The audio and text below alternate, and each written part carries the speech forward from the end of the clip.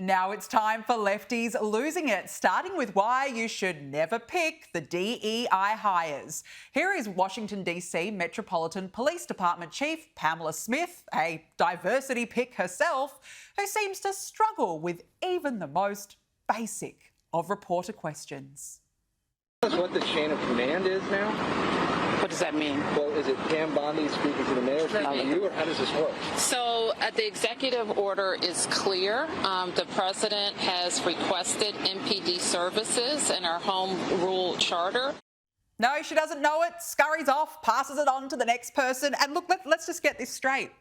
The police chief doesn't even know what a chain of command is. She doesn't know if she is the one in charge, would you believe? And this, folks, is what happens when you make the DEI pick the DEI pick. Because Pamela Smith, by the way, used to be the department's chief equity officer, and now, poof, promoted to chief. Say no more. And now to MSNBC host Simone Sanders Townsend, who claims her vast life experience as a black woman provides a unique perspective on why adding more police will not make Washington, D.C. safe. You don't think more police make streets safer? No, Joe. I'm a black woman in America. I do not always think that more police make streets safer.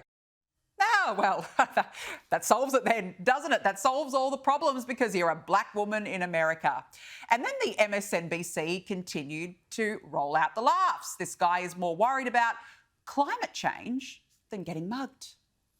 When I go to D.C., I'm not afraid of losing my wallet so much as I'm afraid of losing my vote. I'm not afraid of losing my wallet so much as I'm afraid that my children's freedom to breathe will be stolen in a world where climate change policy is non-existent. Oh, I mean, it just shows you how out of touch these elite lefties are with middle America. They are completely divorced from actual reality. And now to the latest in lefty meltdowns over ICE arrests. This deluded CNN guest went into full brain fart mode, claiming the raids are so unfair because not enough Europeans are being deported from French bakeries at the same time.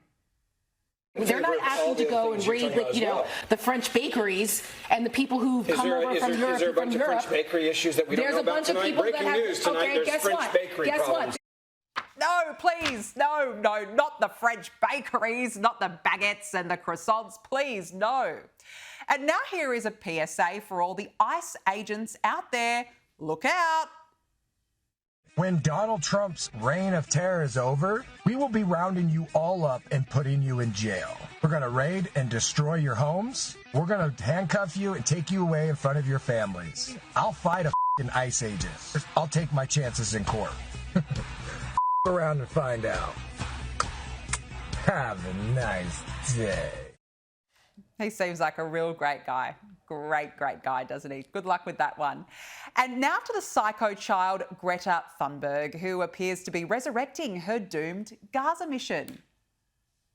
We are sailing again to break the siege. And this time, we're sailing with dozens of boats. And with coordinated mobilizations from 44 countries. Yes, the pathetic little goblin and her vegan-looking hippie friends are heading back out to the war zone on that freedom flotilla to save the world, apparently, because it went so well for them last time, didn't it?